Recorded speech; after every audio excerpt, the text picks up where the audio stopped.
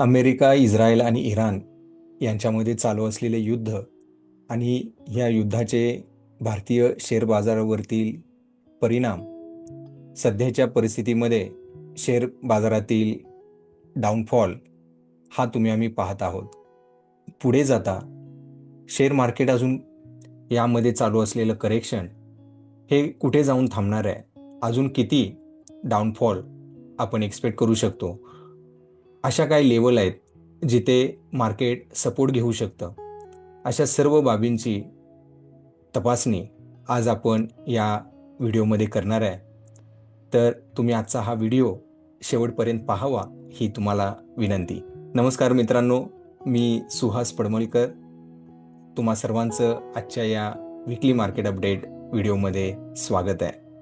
मित्रांनो, सध्या चालू असलेल्या जागतिक परिस्थितीमुळे भारतीय आणि जगातील सर्व शेअर मार्केटमध्ये करेक्शन होत आहे हे आपण पाहत आहोत. तुम्ही जर पाठीमागे जाऊन पाहिलं तर जवळपास जानेवारीपासूनच आपण आपल्या वीकली मार्केट अपडेटमध्ये आपला स्टँड हा साईडवेज टू बेरिश घेऊन आपण चाललेलो होतो. जरी आपल्याला वाटत असेल की इराण अमेरिका युद्धामुळे हे सर्व काय घडत आहे, हे जरी खरं असलं तरी याचे पडसाद चार्टवरती आपल्याला अगोदरच दिसत होते. वर्ल्ड मार्केट जरी आउटपरफॉर्म करत होते, परंतु भारतीय शेअर बाजार ऑल टाईम हायला क्रॉस करू शकत नव्हते. आपल्याला चार्टवरतीही असे काय बेरिश सिग्नल मिळत होते की भारतीय शेअर बाजारमध्ये सर्व काय चांगलं आहे अशी परिस्थिती नव्हती. आणि यामुळेच इराण, अमेरिका आणि इस्रायल मध्ये चालू असलेलं युद्ध हे एक कारण ठरलं आणि तिथून आपण फार मोठा डाऊनफॉल भारतीय शेअर बाजारांमध्ये पाहिला. आता पुढे जाता हा फॉल कुठे जाऊन थांबू शकतो, अशा कोणत्या त्या लेवल्स आहेत की तिथे भारतीय शेअर मार्केट सपोर्ट घेऊ शकतं आणि तिथून आपण एक बाउन्स बॅक किंवा रिव्हर्सल भेटू शकतो, हे आपण चार्टच्या माध्यमातून पाहणार आहोत. तर तुम्ही हा व्हिडिओ शेवटपर्यंत पहा. या व्हिडिओच्या शेवटी आपण असे कोणते सेक्टर आहेत जे आउटपरफॉर्मिंग आहेत, निफ्टीला ते आउटपरफॉर्म करतायत, एवढं मोठं करेक्शन भारतीय बाजाराच्या मेजर इंडायसेसमध्ये होत असताना असे काही सेक्टर आहेत ज्यांमध्ये करेक्शन दिसत नाही आहे, अशा सर्व सेक्टर, त्याला आपण आउटपरफॉर्मिंग सेक्टरही म्हणू शकतो, असे सेक्टर आपण या व्हिडिओच्या अंतिम भागात डिस्कस करणार आहोत. पुढे जाण्या अगोदर एक जबाबदारी म्हणून डिस्क्लेमर की या व्हिडिओमध्ये आपण ज्याही गोष्टी डिस्कस करणार आहोत ह्या सर्व एक इन्फॉर्मेशन आणि एज्युकेशन पर्पजसाठीच आहेत. कुठेही बाय किंवा सेल रिकमेंडेशन आपण या व्हिडिओच्या माध्यमातून देत नाही आहे. आणि एक ट्रेडर म्हणून तुम्हा सर्वांची जबाबदारी बनते की शेअर मार्केटमध्ये कुठलाही ट्रेड घेण्या अगोदर त्याची पूर्ण ॲनालिसिस, रिसर्च हा स्वतः करूनच किंवा आपल्या फायनान्शियल ॲडवायझर यांना संपर्क साधूनच आपण ट्रेड घेतले पाहिजेत. आता आपण आपल्या ॲनालिसिसलाच सुरुवात करूया. आजच्या या वीकली मार्केट अपडेटमध्ये आपण वेगवेगळ्या मार्केटचा परफॉर्मन्स पाहणार आहोत. यामध्ये world market, commodities, cryptocurrencies, Indian market आणि इंडियन सेक्टरल इंडायसेसचा समावेश आहे. जी ॲनालिसिस आपण करणार आहोत यासाठी आपण आपला एकदम बेस्ट ॲप्रोच म्हणजे टॉप डाऊन ॲप्रोच वापरणार आहोत. या ॲप्रोचमध्ये बेसिकली 4 स्टेप्स असतात. त्यापैकी पहिली स्टेप्स जी आहे ती म्हणजे सॅटेलाइट व्ह्यू. यामध्ये आपण ग्लोबल मार्केटचा परफॉर्मन्स माहिती करून घेत असतो. दुसरी स्टेप या ॲप्रोचमध्ये आहे ती म्हणजे हेलिकॉप्टर व्ह्यू. यामध्ये आपण भारतीय बाजारातील जे महत्त्वाचे मेन इंडेक्स आहेत, जे म्हणजे निफ्टी आणि सेन्सेक्स, त्याचा परफॉर्मन्स आपण पाहतो. तिसरी स्टेप टॉप डाऊन अप्रोचमध्ये जी आहे ती म्हणजे एरियल व्ह्यू. या स्टेपमध्ये आपण भारतीय शेअर बाजारातील वेगवेगळे जे सेक्टर वाईज इंडायसेस असतात, त्या सेक्टरल इंडायसेसचा आपण परफॉर्मन्स पाहणार आहोत. चौथी स्टेप म्हणजेच मायक्रोस्कोपिक व्ह्यू. यामध्ये आपण जेव्हा आपल्याला बेस्ट परफॉर्मिंग सेक्टर माहीत होतात, त्यावेळेस आपण अशा ह्या बेस्ट परफॉर्मिंग सेक्टरमधून बेस्ट परफॉर्मिंग स्टॉक्स आपण फाइंड आउट करू शकतो. आणि ती स्टेप म्हणजे मायक्रोस्कोपिक व्ह्यू असं आपण त्याला म्हणतो. तर आता बघूया, पहिल्यांदा आपण सॅटेलाइट व्ह्यू म्हणजेच ग्लोबल मार्केटचा परफॉर्मन्स मागच्या आठवड्यामध्ये कसा होता. डाव जोन्स मंथली विकली RSI 4060च्या मध्ये आहे आणि डेली RSI लेवल 40च्या खाली आहे. म्हणजेच लॉंग टर्म आणि मिडियम टर्म ट्रेंड डाव जोन्सचा साइडवेज झालेला आहे आणि डेली म्हणजे शॉर्ट टर्म ट्रेंड जो आहे तो बेरिश झोनमध्ये आलेला आहे. S&P 500ची पोझिशन लॉंग टर्म ट्रेंड हा RSI लेवल अबोव 60 आहे आणि मिडियम टर्म ट्रेंड म्हणजेच विकली RSI बिटवीन 40-60 आहे आणि डेली RSI हा लेस दॅन 40 आहे, म्हणजे तो बेरिश झोनमध्ये आहे. Nasdaq monthly RSI above 60, weekly between 40-60, daily again less than 40. नासडॅकची सुद्धा परिस्थिती S&P 500 सारखीच दिसते. तिन्ही टाइम फ्रेमवरती आपल्याला वेगवेगळे ट्रेंड पाहायला मिळत आहेत. FTSE UK monthly RSI above 60, daily and weekly between 40-60. म्हणजेच लॉंग टर्म ट्रेंड हा बुलिश आहे आणि medium term and short term trend हे साधारणतः साइडवेज आहेत. डॅक्स जर्मनी मंथली RSI अबोव 60 आहे, वीकली 40-60च्या मध्ये आहे आणि डेली हा 40च्या खाली आहे. म्हणजेच इथे सुद्धा तिन्ही टाइम झोन वेगवेगळे ट्रेंडिंग सिग्नल आपल्याला देत आहेत. त्यामुळं डॅक्स जर्मनी मार्केट सुद्धा क्लिअर इंडिकेशन आपल्याला देत नाही आहे. Eurostoxx 50 monthly RSI above 60, weekly between 40-60, daily below 40 level. Eurostock सुद्धा लॉंग टर्म ट्रेंड बुलिश दाखवत आहे, मिडियम टर्म ट्रेंड म्हणजेच वीकली चार्ट साइडवेज झोनमध्ये आहे आणि डेली चार्ट म्हणजे शॉर्ट टर्म ट्रेंड हा बेरिश झोनमध्ये आहे. Nikkei Japan monthly RSI above 60, weekly between 40-60 आणि डेली अगेन बेरिश झोनमध्ये लेस दॅन 40. कॅक फ्रान्स मंथली विकली RSI 40 आणि 60च्या मध्ये आहे, डेली 40पेक्षा कमी आहे. म्हणजेच लॉंग टर्म आणि medium term trend of France market is sideways आणि शॉर्ट टर्म ट्रेंड हा बेरिश झोनमध्ये आलेला आहे. शांघाय कंपोजिट चायना मंथली विकली RSI अबोव 60, डेली बिटवीन 40-60. म्हणजेच इराण आणि अमेरिकामध्ये चालू असलेलं युद्ध याचे चायना मार्केटवरती जास्त पडसाद आहेत असं दिसत नाही. चायना मार्केटचे लॉंग टर्म आणि मिडियम टर्म ट्रेंड अजूनही बुलिश झोनमध्ये आहेत आणि शॉर्ट टर्म ट्रेंड म्हणजे डेली चार्ट हा साइडवेज झोनमध्ये आहे. कॉस्पी कोरिया अगेन मंथली विकली RSI 60 लेवलच्या वरती आहे आणि डेली RSI 40 आणि 60 लेवलच्या मध्ये आहे. Same like China, Korea market सुद्धा आपल्याला लॉंग टर्म आणि मिडियम टर्म ट्रेंड हे बुलिश दाखवत आहे आणि शॉर्ट टर्म ट्रेंड साइडवेज आहे. कोरिया मार्केटवरती सुद्धा इराण अमेरिका युद्धाचा परिणाम फारसा दिसत नाही. हँगसेंग हाँगकाँग मंथली विकली RSI 40 आणि 60च्या मध्ये आहेत, डेली RSI 40पेक्षा कमी आहे. Clearly long term medium term trend sideways आहे आणि शॉर्ट टर्म ट्रेंड बेरिश झोनमध्ये आहे.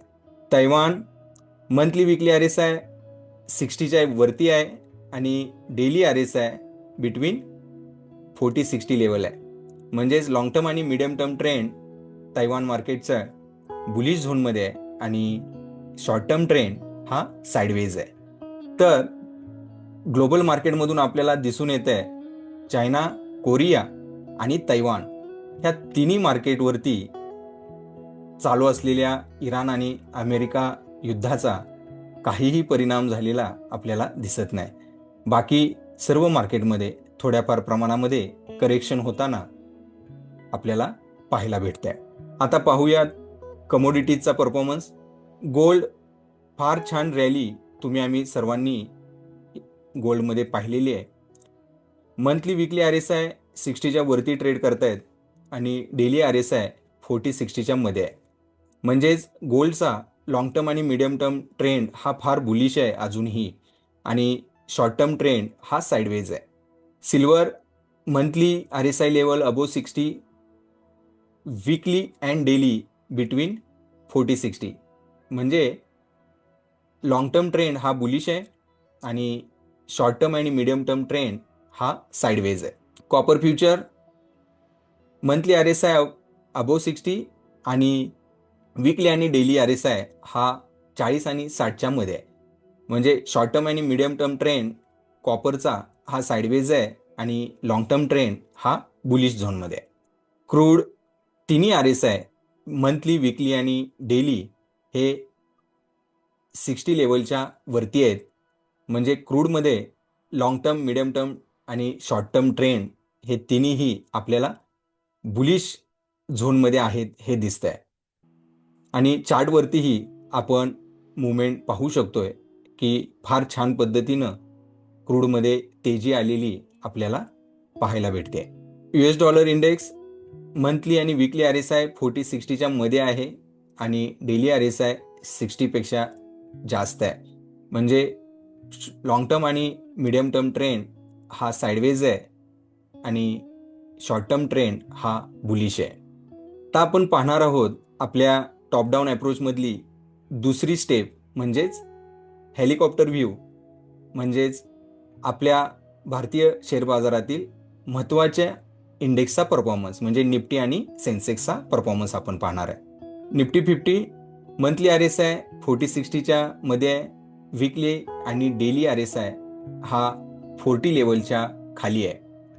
क्लिअरली आपल्याला चार्टवरून दिसतंय की आपला निफ्टीचा लॉंग टर्म ट्रेंड हा साईडवेज झालेला आहे आणि शॉर्ट टर्म आणि मीडियम टर्म ट्रेंड हा बेरिश झोनमध्ये आलेला आहे आणि हे आपल्या भारतीय बाजारासाठी चांगलं इंडिकेशन नाही आहे. आता पुढे जाता आपल्याला पाहावं लागेल की निफ्टी कुठे सपोर्ट घेत आहे आणि कुठून आपण रिव्हर्सल एक्सपेक्ट करू शकतो. आता इथे मंथली चार्टवरती जर तुम्ही पाहिलं तर आपल्याला 23,000च्या तिथे एक मायनर सपोर्ट आहे आणि जर का तो सपोर्ट ब्रेक झाला तर खाली 22,500 पर्यंतच्या स्पेस ओपन होतोय.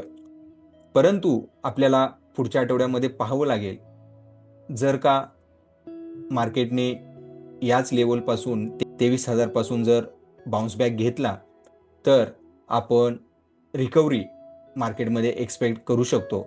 परंतु तसं वातावरण सध्या दिसत नाही आणि असं कन्फर्मेशनही आपल्याला चार्टवरती अजून झालेलं नाही आहे. तर आपल्याला कन्फर्मेशनची वेट करावं लागेल आणि त्यानंतरच आपण मार्केटमध्ये सपोर्ट बनलाय की नाही त्या हिशोबाने आपण नंतर आपला व्ह्यू बनवू शकतो. परंतु सध्याच्या परिस्थितीला निफ्टीमध्ये कुठेही रिव्हर्सलचा इंडिकेशन किंवा सपोर्टचा इंडिकेशन आपल्याला दिसत नाही आहे. सेन्सेक्स मंथली RSI 40-60च्या मध्ये आहे आणि डेली विकली RSI 40पेक्षा खाली आहे. म्हणजेच same like Nifty long term trend sideways झालेला आहे आणि शॉर्ट टर्म आणि मीडियम टर्म ट्रेंड हा बेरीज झोनमध्ये आहे. तिसरी स्टेप आपल्या टॉप डाऊन अप्रोचमध्ये जी आहे ती म्हणजे डिफरन्स सेक्टरल इंडायसेस परफॉर्मन्स. यामध्ये आपण पाहूयात बँक निफ्टीचा परफॉर्मन्स. मंथली RSI 40-60च्या लेवलच्या मध्ये आहे आणि डेली विकली RSI 40पेक्षा कमी आहे. म्हणजेच इथे सुद्धा medium term trend, short term trend bearish झोनमध्ये आलेले आपल्याला पाहायला भेटत आहेत आणि लॉंग टर्म ट्रेंड हा साईडवेज झालेला आहे. Nifty fin services monthly RSI between 40-60 आणि डेली विकली RSI हे 40 पेक्षा खाली आहेत. तर मोठी भारतीय बाजारांची पोझिशन ही मीडियम टर्ममध्ये बेरीज झालेली आपल्याला पाहायला भेटते.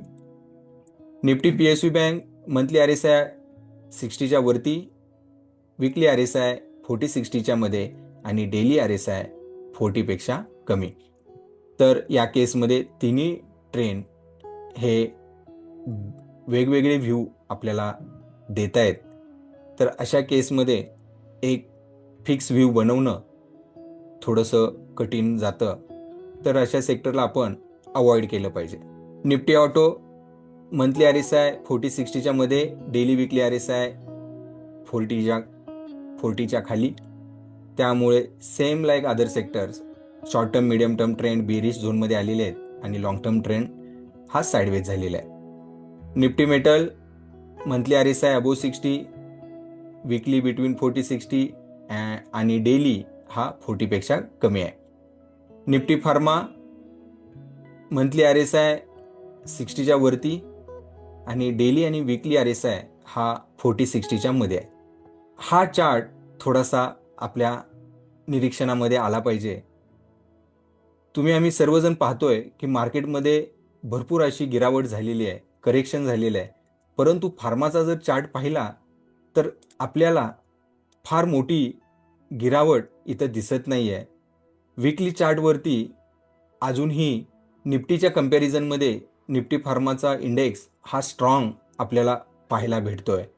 डेलीवरती सुद्धा ट्रेंडलाईन ही इंटॅक्ट आहे आणि सपोर्ट लेवल ब्रेक झालेले नाही आहेत. तर यावरून आपल्याला एक क्लू मिळतोय की पुढे जाता फार्मा सेक्टरवरती आपलं लक्ष असलं पाहिजे की निफ्टीच्या कंपॅरिझनमध्ये फार्मा सेक्टरमध्ये फार असं मोठं करेक्शन आपल्याला दिसत नाही आणि हा सेक्टर फार्मा सेक्टर पुढे जाता चांगल्या पद्धतीनं परफॉर्म करू शकतो असा एक अंदाज आपण लावू शकतो. परंतु अजूनही ज्यावेळेस विकली चार्ट RSI 60 लेवल क्रॉस करेल त्यावेळेस मात्र आपण कन्फर्म बोलू शकतो की फार्मा सेक्टर सुद्धा आता ट्रेंडिंग बनणारा आहे. निफ्टी IT ऑल 3 RSI 40 लेवलच्या खाली ट्रेड करतायत. म्हणजे निफ्टी IT मध्ये आपल्याला जास्त बेरिशनेस दिसून येतोय. तर हा सेक्टर व्हॅल्यू बायच्या पर्स्पेक्टिव्हमध्ये आपल्याला विचारात घेतला पाहिजे. IT सेक्टरमधील भरपूर स्टॉक, ऑलमोस्ट सगळे स्टॉक ऑल टाइम हायपासून करेक्ट झालेले आहेत. प्रॉपर ट्रेडिंग सेटअप पाहून या स्टॉकमध्ये लक्ष ठेवून आपण व्हॅल्यू बाय पर्स्पेक्टिव्हमध्ये एक 2-3 महिन्याचा पर्स्पेक्टिव्ह ठेवून यामध्ये लॉंग जाण्यासाठी आपण अपॉर्च्युनिटीज फाइंड केल्या पाहिजेत. Nifty FMCG again all 3 RSI level जे आहेत त्या 40 पेक्षा कमी आहेत. म्हणजेच FMCG सेक्टरमध्ये सुद्धा बेरिशनेस आपल्याला पाहायला भेटतोय. निफ्टी कन्झम्पशन मंथली RSI 40-60च्या मध्ये, डेली आणि विकली RSI 40 पेक्षा कमी. म्हणजेच लॉंग टर्म ट्रेंड हा साईडवेज दिसतोय आणि शॉर्ट टर्म आणि मीडियम टर्म ट्रेंड हा बेरिश झोनमध्ये आहे. निफ्टी एनर्जी तिन्ही RSI हे 40-60च्या मध्ये आहेत. म्हणजे एनर्जी सेक्टर हा तिन्ही टाइम फ्रेमवरती साईडवेज मोडमध्ये आपल्याला दिसतोय. हा चार्ट पाहिल्यानंतरही एक गोष्ट निरीक्षणास येते ती म्हणजे एनर्जी सेक्टरचा चार्ट हा निफ्टीच्या कंपॅरिझनमध्ये जास्त करेक्ट होत नाहीये. म्हणजेच पुढे जाता फार्मा नंतर एनर्जी हा एक सेक्टर असा असू शकतो. जर का विकली चार्टवरती जर RSI लेवल 60 क्रॉस करून वरच्या बाजूला गेला तर आपण निफ्टी एनर्जीमध्ये बुलिश स्टँड घेऊ शकतो. आणि म्हणून आत्तापर्यंत जे आपण सेक्टरल चार्ट पाहिले त्यामध्ये फार्मा आणि एनर्जी आपल्या रडारवरती आले पाहिजेत. निफ्टी रियालिटी इथे सुद्धा मंथली RSI बिटवीन 40-60 आहे डेली आणि वीकली RSI हा 40पेक्षा कमी आहे. म्हणजे रिॲलिटी सेक्टरमध्ये सुद्धा आपण बेरिशनेस पाहू शकतो. परंतु वीकलीवरती इथे डायव्हर्जन्स आम्हाला दिसतोय.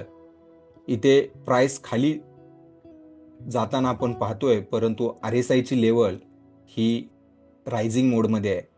सेम वे डेलीवरती इथे प्राइस फॉलिंग होताना दिसते, परंतु RSI हा फॉल न होता रायझिंगमध्ये आहे. तर मित्रांनो, आपण आतापर्यंत आपल्या टॉप डाऊन अप्रोचच्या माध्यमातून 3 स्टेप पाहिल्या. पहिली म्हणजे सॅटेलाइट व्ह्यू. तिथं आपण पाहिलं की जगातील मार्केटचा परफॉर्मन्स हा कसा राहिलेला आहे. त्यामध्ये आपल्याला जे ऑब्झर्वेशन मिळाले ते ह्या टेबलमध्ये आपण इथे मेन्शन केलेले आहेत. तर या टेबलकडे पाहिलं तर आपल्याला एक गोष्ट दिसते की वर्ल्ड मार्केटचे जे लॉंग टर्म ट्रेंड आहेत, म्हणजे मंथली RSI व्हॅल्यू जर पाहिल्या तर मोठामोठी ह्या 60 लेवलच्या वरतीच आहेत. म्हणजे ग्रीन सेल जे आहेत ती RSI व्हॅल्यू 60पेक्षा जास्त दाखवत आहेत. म्हणजे मोठामोठी लॉंग टर्म ट्रेंड ग्लोबल मार्केटचा हा अजूनही पॉझिटिव्ह आहे, म्हणजे बुलिश आहे.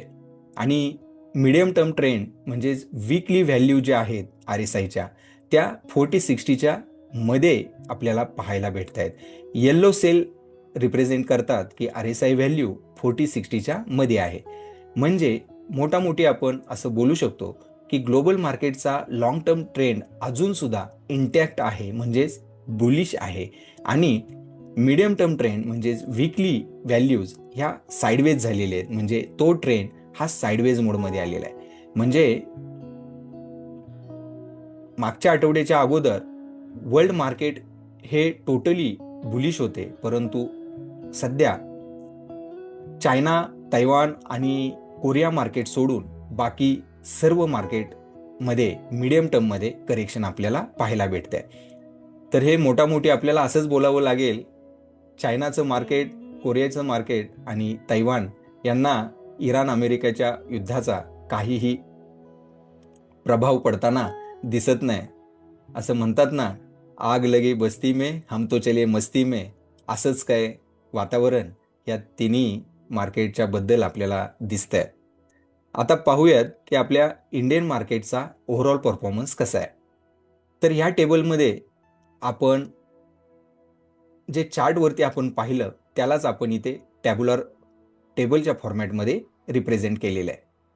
तर इंडियन मार्केटचा मोठामोठी मंथली चार्टचा जर परफॉर्मन्स पाहिला तर लॉंग टर्म ट्रेंड हा ऑलमोस्ट येल्लो सेलमध्ये कन्वर्ट झालेला आहे. म्हणजेच RSI व्हॅल्यू 40-60च्या झोनमध्ये आहे. म्हणजे क्लिअरली आपला इंडियन मार्केट आणि त्यामध्ये असलेले डिफरंट सेक्टरल इंडायसेस याचा परफॉर्मन्स हा साईडवेज झालेला आपल्याला दिसतोय. तो बुलिश टेरिटरीमध्ये नाहीये. अपवाद म्हणून मेटल, PSU बँक, फार्मा आणि डिफेन्स हे 4 सेक्टरचे लॉंग टर्म ट्रेंड अजूनही बुलिश आहेत. आणि मीडियम टर्म ट्रेंड म्हणजेच वीकली चार्टचा RSI जर आपण पाहिला तर तो येल्लो किंवा रेड सेलमध्ये कन्वर्ट झाला आहे. म्हणजेच तो बेरिश झोनमध्ये. रेड सेल म्हणजे RSI व्हॅल्यू 40पेक्षा कमी आणि येल्लो सेल म्हणजेच RSI व्हॅल्यू 40-60च्या मध्ये आहे. म्हणजे मोठामोठी भारतीय बाजारांमध्ये लॉंग टर्म आणि मीडियम टर्म ट्रेंड हे वीक झालेले आपल्याला पाहायला भेटत आहेत. तर भारतीय बाजारामध्ये सध्या मेटल, PSU बँक, फार्मा आणि डिफेन्स हे सेक्टर पुढे जाता आपल्याला लक्षात ठेवले पाहिजेत. आणि ह्या सर्व ॲनालिसिसवरून आपल्याला आउट परफॉर्मन्स, अंडर परफॉर्मन्स सेक्टरमध्ये असलेला आपल्याला ओळखण्यामध्ये मदत झालेली दिसते. तर आपण जसं पाहिलं त्यामधून आपल्याला एक कळून येतं की आउट परफॉर्मन्स हा आपल्याला pharma, energy, PSU bank, metal, infra, manufacturing, defence आणि कन्झ्युमेबल ड्युरेबल्स ह्या क्षेत्रांमध्ये, ह्या सेक्टर्समध्ये आपल्याला चांगल्या अपॉर्च्युनिटीज भेटण्याची शाश्वता जास्त आहे. आणि म्हणून जर का आपल्याला निफ्टी सपोर्ट घेताना पाहायला भेटली, जिथे कुठे निफ्टी सपोर्ट घेईल त्यानंतर ज्यावेळेस मार्केटमध्ये रॅली चालू होईल त्यावेळेस आपल्याला या सेक्टरवरती लक्ष ठेवणं गरजेचं आहे. कारण की हे सेक्टर असे सेक्टर असणार आहेत की जे निफ्टीला आउट परफॉर्म करतायत आणि जेव्हा निफ्टीमध्ये रॅली चालू होईल त्यावेळेस या सेक्टरमध्ये सुद्धा रॅली आपण एक्सपेक्ट करू शकतो. त्यामुळे या सेक्टरवरती आपलं लक्ष असणं फार गरजेचं आहे.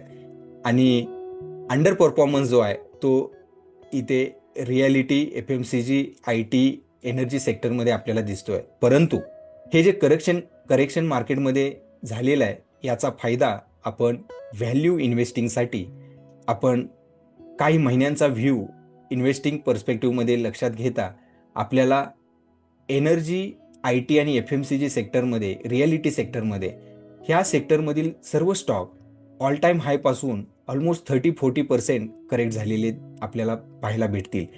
तर या सेक्टरमधून जर का आपल्याला इन्व्हेस्टिंगच्या माध्यमातून जर का पोझिशन बनवायची असेल तर या सेक्टरमध्ये फार छान अपॉर्च्युनिटीज आता सध्या मार्केटमध्ये अवेलेबल आहेत. तर या सेक्टरमधून इन्व्हेस्टिंगच्या पर्स्पेक्टिव्हमध्ये आपण स्टॉक फाइंड करून त्यामध्ये इन्व्हेस्टमेंट केली पाहिजे. तर अशा पद्धतीनं टॉप डाऊन अप्रोच हा आपल्याला फायदेमंद ठरतो की बेस्ट परफॉर्मिंग सेक्टर कोणते आहेत, अंडर परफॉर्मिंग सेक्टर कोणते आहेत ह्याची माहिती आपल्याला कळते. आणि जेव्हा ॲज अ ट्रेडर आपल्याला ह्या गोष्टी माहीत होतात त्यावेळेस आपण एक सूचक व्यवस्थित ट्रेड घेण्यासाठी, त्या ट्रेडचा प्रॉफिटेबल होण्याची प्रोबॅबिलिटी वाढवण्यासाठी आपल्याला असे आउट परफॉर्मिंग सेक्टर करून घेणं फार गरजेचं असतं. आणि जेव्हा या आउट परफॉर्मिंग सेक्टरमधूनच जर का आपण स्टॉक सिलेक्ट केले तर त्या स्टॉकची चालण्याची किंवा आपला ट्रेड आपल्या डायरेक्शनमध्ये जाण्याची चान्सेस जास्त असतात. आणि अशा पद्धतीनं ही वीकली मार्केट ॲनालिसिस आपल्याला फायदेमंद ठरू शकते. तर मित्रांनो, तुम्हाला आजचा हा व्हिडिओ कसा वाटला कमेंटच्या माध्यमातून जरूर तुम्ही कळवा.